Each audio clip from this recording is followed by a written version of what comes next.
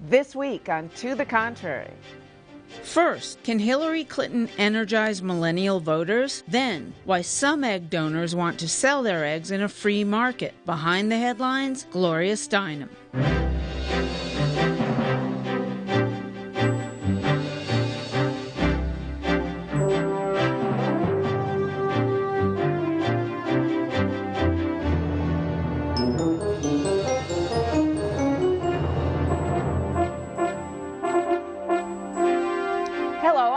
Bay. Welcome to the Contrary, a discussion of news and social trends from diverse perspectives. Up first, is the Clinton campaign old news for young people?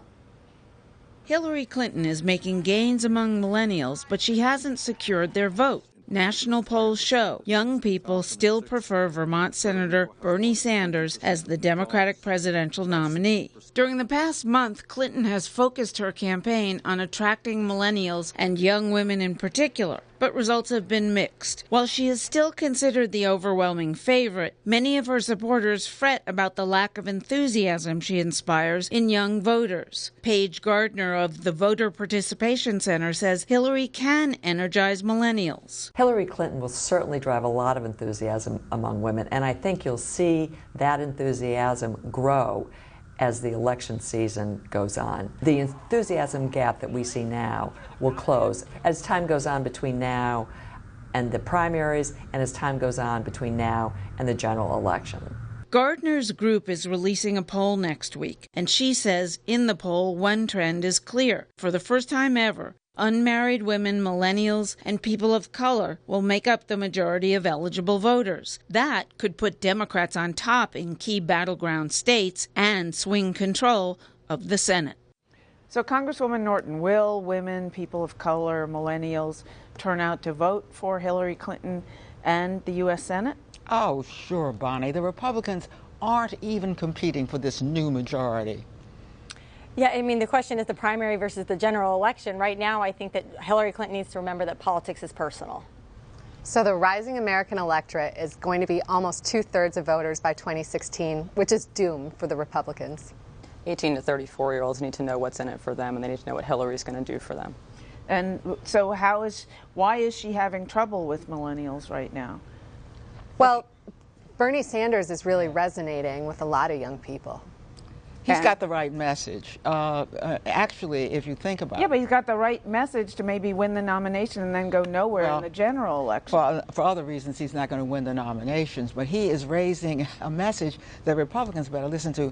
The Republicans don't know why they're all split into and why they hate everybody up there. But they hate them for the same reason that these millennials are drawn to Bernie Sanders, but they can't be drawn to him. It's because for 40 years, there has been no increase in what people earn. And the only reason they didn't see it until now is because they put the women to work. Well, now there's nobody else to put to work. So people are angry. They're angry that we don't have an economy that distributes the wealth more evenly and fairly. Jennifer, you advise Republicans a lot on these kinds of issues. Are you trying to get them more hip to what millennials want and what women want, and how are you doing it? Absolutely. A couple of things. One, I think there was a study that came out recently that showed that over 55% of voters want to vote for a person or a candidate who is a champion on issues around women, around equal pay, around paid leave, around child care. These are important issues for the American electorate. They're important issues for young women. They're important issues for single mothers, and that's something that Republicans can't not take advantage of in this 2016 election cycle. So that's why you're hearing folks like Marco Rubio talk about paid leave. That's why you're hearing other candidates talk about issues like student loans and issues that impact that population and that demographic, because if we don't find a way to look at policies that capture and pull in that audience, we're dead in the water going into 2016. What do you think Hillary needs to do? Well, I think, first and foremost, what Hillary needs to do is to get out the vote first. I mean, we need to get people registered to vote, the rising American electorate. I mean, when you're talking about young people, when you're talking, and millennials, when you're talking about people of color, when you're talking about unmarried women, one of the primary concerns is that people are not registered to vote. So that's one hurdle. Then a second piece is actually getting people to show up to the polls. They turned out like crazy in 2008 for Obama. She's not Obama. Can she make herself into Obama in the way to appeal to young people? Or is the fact that she's the age that she is and a woman. So, you know, getting two isms, sexism and ageism at this point, is it irreversible for her? Well, I don't think it's irreversible, but let's be clear that Hillary and Obama are vastly different people. They are vastly different candidates, and that's okay. We don't need to compare them. But it's true that Hillary has an uphill battle in the fact that we are predisposed culturally to drown out and tune out older women. And so we have a bias against what they have to say, no matter what they're saying. So she will have to climb that hurdle. But I think the key is actually going to be getting people out to vote. That's the biggest problem. Is that why she did an interview with Amy Poehler on her website? Is that why I recently saw a picture of her with a little kid trick-or-treating or something? Yeah, I'm sure there's always sort of image remaking with Hillary Clinton. But I think that the larger point is that this is where policy and politics sort of diverge. Hillary Clinton hit the ground running talking about women and women's policies, and she's made that the focal point of her economic agenda. And what we're seeing now is that people don't necessarily vote for a candidate because of their tax policy or their energy policy, their health care policy. They vote on them because there's something about them that they connect with. There's some kind of cue that they pick up on. They say, that person is likable or trustworthy, or maybe they're like me, or they're someone I could aspire to be like. And I think that's where Hillary Clinton is sort of falling short with a lot of millennials who are looking for that authenticity, which, whether you like his policies or not, Bernie Sanders is authentic. He really is who he is. And I think that's what's who attractive. among Republicans could draw that audience, if any of them? Well, what's interesting, I mean, I'm sort of watching all the Republican candidates as well for the same reason. A lot of them are having trouble coming back down to sort of that kitchen table level. Interestingly enough, Ben Carson has been doing very well with women. I think, again, there's sort of that connection. Whether or not you like his policies, he has a style about him that resonates with people, because I think they feel like there's something likable or trustworthy or that's similar to themselves. Well, he certainly doesn't have the electricity that, say, candidate Obama had in 08. No, certainly nothing like not. that. No, certainly not. But I think also a lot of women shy away from what can seem like the hostility in politics, and perhaps he reminds them that politics can be something that's not antagonistic. Style is important in politics. Style won't get you the presidency. People are going to look at whether you are for them and the policies you are talking about. That is where the Republicans fall way short. Not only are they not talking about, they're actually against most of those policies. And I don't know how you can appeal, for example, Donald Trump to Hispanics by insulting them. Oh, well, my goodness, it's been a long time in this country since we insulted any ethnic group. We're way over that. Republicans have brought it back. It's racism pure and simple. And guess what? Who doesn't like that racism? It's not just Hispanics. It turns off independents. It makes blacks say that's exactly what he thinks of us. It's the worst thing that could have happened to the Republican Party at a time when they had done an autopsy, which said they needed to win back Hispanics in particular. But let me ask you, what about the black vote? It's not going to Ben Carson, obviously. Black vote, you run around asking black people who they support. It's not Ben Carson. So, but Hillary Clinton has had her problems there too in the past, mainly caused by Bill Clinton's big mouth. But blacks will not have the slightest problem gravitating toward Hillary. She's got a long history in the black community, and then she's got Bill there. So blacks is not who she has to worry about. She does have to worry about introducing herself to the millennials. All right. Let us know what you think. Please follow me on Twitter at Bonnie Urbay or at To The Contrary. From voters to egg donors. When a woman donates eggs to a couple wanting a child, how much should she be paid and who decides? Guidelines set by the American Society of Reproductive Medicine in 2007 cap payments to egg donors at $10,000, plus medical and travel expenses. Anything more, according to the guidelines, could lead to donor exploitation. But a group of egg donors is suing, charging the guidelines amount to price fixing. Unlike sperm donation, egg donors don't start the lengthy, sometimes risky medical process until an agency matches them with the intended parents. Couples request women with particular traits, such as height, hair color, education, religion, and athletic ability. Some women want to sell their eggs in a free market arrangement. So, question, why not? I mean, you know, let's face it, people they adopt babies, they pay $40,000 for that, you know, and up to $150,000, $200,000. So why, if there's not a fee, a cap on adoption fees, should there be a cap on donor fees? I think we have to look at this through a different lens, and I think that lens is we're looking at the categorization of things like organs and bone marrow, where we're looking at that from a legality standpoint, and we've categorized blood, sperm, and eggs in the same category, and that's not right from the fundamental viewpoint of a lot of reasons. But I think primarily we're looking at this through the lens of how do we make sure that there are tight enough guidelines to protect not only the donor, but to ensure that there is an exploitation as well as some sort of price gouging that can take place. Why do you think capping it protects them?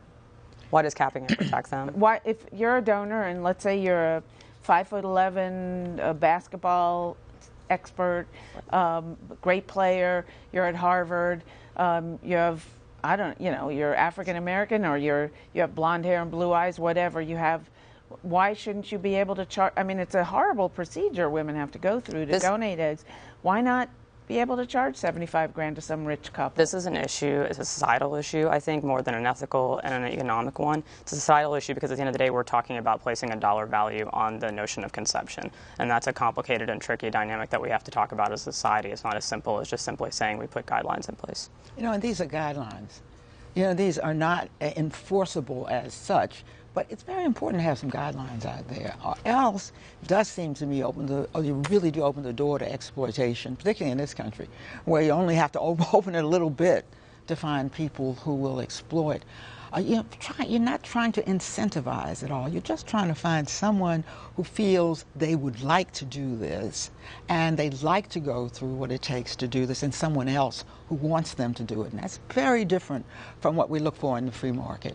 But when couples are requesting things like hair color and intelligence and accomplishment level, I mean, let's face it, the woman who's donating her eggs isn't doing it because she, you know, feels for these people who, right. You know, she's doing it because it's a way to make money. Yeah, and I mean, I kind of wonder also, you know, how many of these people are sort of the outliers, right? Most people who want to have a child, want a healthy baby, they very often do spend a lot of money on procedures like IVF, or maybe, you know, at the other end of the spectrum on adoption. So I think a lot of couples who maybe aren't able to conceive on their own are already open to the idea that they're going to spend money. And so I think we have to sort of think of it as a bell curve. You know, most people are going to be in the middle, and most women who are donating their eggs are going to be in the middle, and they're going to probably be happy with some medium price, and that we don't want to sort of put too much weight on capping prices when this is very important to people. People spend more on cars than they do on this, so I think we keep that in mind. Well, the plaintiffs in this lawsuit have a heck of a point, actually, because the guidelines are simply arbitrary. If you look at, or you can make a strong argument. They haven't been raised. The cap hasn't been raised in a long time. It's never been raised, and they said and it's just a guideline of $5,000 to $10,000. Now that's based on a per hour multiplication of men donating sperm. And I think hour to hour donating sperm to donating eggs, and the invasiveness of the procedure and the side effects. The pain. It's a painful procedure. Exactly. It makes no sense to just simply proportionally do that by hour. That we're talking about a far different amount of pain. So I think it's fair to say, you know,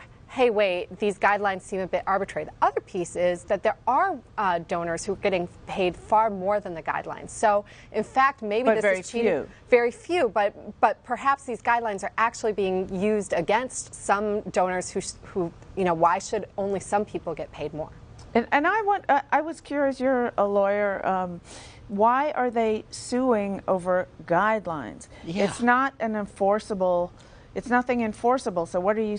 But they're claiming that it violates antitrust laws. Terrible weakness of the lawsuit. Terrible weakness of the lawsuit. All this is people with expertise saying this is what we think is fair. If I were the judge, I'd say to these people, why don't you go and try to settle this? What it says to these people who've done the guidelines is you need to raise the amount. And since it's only advisory, I don't see how a court has much jurisdiction. All right. And so what are you thinking in terms of should the cap be raised? Should the cap be raised? I'm not sure that we have an opportunity to really assess that without having a clear understanding of what donors' rights are and what their opportunities are. I think there's a supply and demand issue that's going on here as well, which is determining whether the supply meets the demand, and right now that's not the case. But you know, it seems to me that the couple who wants the child from this woman's egg, they're allowed to commoditize, if you will, everything. They want hair color, they want IQ level, they want this and that, and yet the woman is not allowed to commoditize it. So shouldn't it be maybe that anyone who donates, you just put your egg into a pool, and instead of sitting at a computer and looking at the woman, how pretty she is, how smart she is, how athletically capable she is, you just take whatever you get, period. How about that? Yeah, I mean, to be honest, perhaps I was a little naive. I think I thought it was a little bit more along those lines, and that I didn't realize that parents did have quite the choice-making opportunity here. But I think that you're right. I mean, we have to balance. I mean, it smacks of eugenics, doesn't it? Right, absolutely. I mean, it's clearly, but that's what I think we also have to see. How many people are really doing this? What percentage of people who are actually going through some kind of fertilization process are dealing with this? Is this really an outlier effect, or is this the majority of people who are donating and trying to conceive? I mean, I think that changes the conversation. All right, behind the headlines, Gloria Steinem. At age 81, she's still campaigning for women's rights and social justice, and that means a lot of traveling.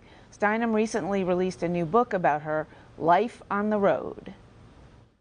So it was only being on the road that made me understand that there was an audience for a feminist magazine. I wouldn't have known that otherwise. Gloria Steinem, founder of Ms. Magazine, is known as an activist, feminist, organizer, and educator. What most people didn't know is that she comes from Toledo, Ohio, and humble beginnings. In her first book in 20 years, Steinem introduces readers to her father and the nomadic lifestyle he created for the family. People were surprised to learn that I hadn't grown up in a traditional way and a economically privileged way. I was shocked. I think we make such assumptions about each other without knowing, which is why it's so important to listen to each other's stories. Steinem has listened to women's stories, their challenges and their victories, as she has crisscrossed the country, campaigning for social justice since the 1960s. A turning point in her life came in 1977. The National Women's Conference in Houston was nothing less than a constitutional convention for women. We had not been at the first one, so we essentially made our own. Women from a cross-section, because they had to be economically, racially, so on, representative of the area they came from, decided what issues they thought were important and elected delegates. That took 2 years. Then at the end of 2 years, there was this massive conference in Houston where those issues were voted on, and we came upon a common agenda for the diverse, big national women's movement. I think it was the only economically and racially and ethnically representative national meeting I've ever seen in this country. Diversity has been at issue in the women's movement, and early organizers debated whether to include lesbian rights in the agenda. But Steinem seeks to dispel the myth that African Americans were excluded. Black women way disproportionately invented the women's movement. When Ms. Magazine started, we did the first big national poll of women on women's issues. With white and black women were twice as likely to support the feminist movement and feminist issues as white women. What are the most pressing issues for women today? If we kind of add up the most hurtful issues, violence against women worldwide, because in all of its forms, whether it is son preference, that means female infanticide, or it is honor killings, or female genital mutilation, or domestic violence in this country, which is enormous, we have now come to a place where there are fewer females on Earth than males. The need to control women in order to control reproduction, to value child marriage and virginity and endless childbirth and childbirth too early and all of this stuff that patriarchy or male-dominant systems have pursued is not only dangerous to women, but it's dangerous to men too. Steinem believes there's still much to be done before women achieve true equality, and she says the obstacles have become familiar. I can testify that the same people who were once saying to me, oh, this is impossible, you're going against nature, God, something, you know, it'll never happen, are now saying, well, it's over.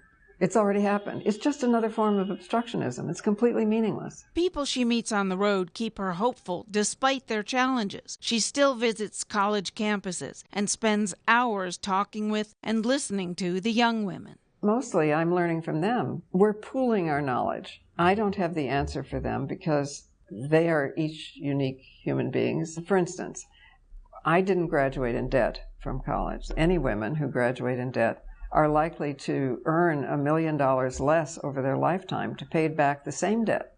They were charged the same tuition, but they're going to earn much. They're mad as hell. And they should be. And one thing that makes Steinem angry is when people say her name is synonymous with the women's movement. A movement is a movement by definition. It's not one person. People at my age now, people say things like, who are you passing the torch to? I say, excuse me, I'm keeping my torch, thank you very much. And I'm using it to light the torches of other people. It is so wrong to think hierarchically. We have to think circular, that we are, my favorite phrase here, linked and not ranked. People, human beings, and nature are linked, not ranked. So what do you think her main impact on the women's movement has been, Erin? Oh, Gloria Steinem is an incredible human being, and thankful that she has done the work that she has, that she continues to do. I think one of the biggest pieces of Gloria's legacy will continue to be what she said toward the end of what we just heard, that we are linked and not ranked, that we really should not use systems of hierarchy and dominance and control, that it's incredibly important to listen to each individual woman's story, that we should take an organizing, movement-building framework, that we should allow people to determine what's best for themselves. And she has just been unwavering, unyielding in bringing attention to the issues that women and girls continue to face today. Why is there no conservative woman leader that comes to mind the way she does of the progressive women's movement? Well, I'm not sure that there aren't. I mean, we profile different modern feminists every single month at IWF. So I think there's lots of women who are standing for impressive, important values and impressive accomplishments. And I think it's important that we recognize them all the time.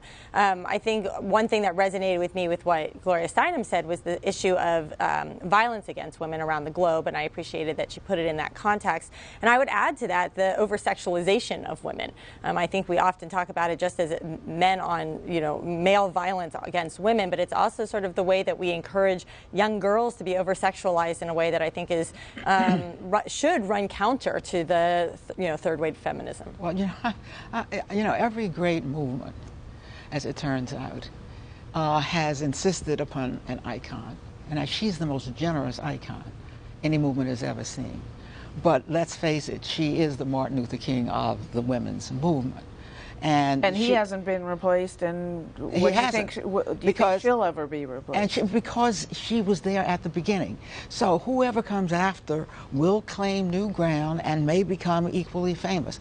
But no one is ever as important as the one that gave birth to a movement. The first one's over the fence, as a friend of mine Absolutely. said. What are your thoughts on? Are there millennials coming up, conservative millennial women who you see as future leaders? I think there are. I think that one of the points that Sabrina made was a valid one, which is that the Independent Women's Forum has done a great job of sort of cultivating that amongst the conservative women's movement, and I think that's so critical at this point. But one of the things she pointed out was a fantastic one, which is that there are millions of women that are out there that are looking to be empowered, and however we choose to empower them, whether that's through a Democratic message or a Republican message, our agenda on our Republican side is about personal responsibility and about empowerment, and I think we want to see more and more of that as we move forward, and she's a trailblazer in that regard. Why is there no progressive, well, it used to be now, but at least from where I sit now is kind of fallen back in visibility in the last couple of years. Why is, yet the IWF is on the conservative side, putting forward new potential leaders and papers and that sort of thing. Does the left need that? Well, that's an interesting question. You know, I think actually if you look at the feminist activism that's occurring today and the feminist leadership that's occurring today, it does largely sit with progressive young women. And so I think, you know, the fact is... College women? College women and above. I mean, you've got impressive young women leading in media, in government, in all sorts of sectors, doing powerful, groundbreaking things. So I think actually one of the things is, it's actually, the question is that the mechanisms of organizing itself to some extent are changing. It's still the same basic fundamentals, but you see a lot more online-based activism today, and actually a lot more emphasis on a collective rather than an individual. So I don't know that Gloria Steinem will be replaced by a person. I don't know that that matters. Look at Black Lives Matter. One of the most important civil rights moments in our history is happening right now, and that's a movement, not a person. All right, that's it for this edition. Please follow me on Twitter and visit our website, pbs.org/to the contrary, and whether you agree or think to the contrary. See you next week.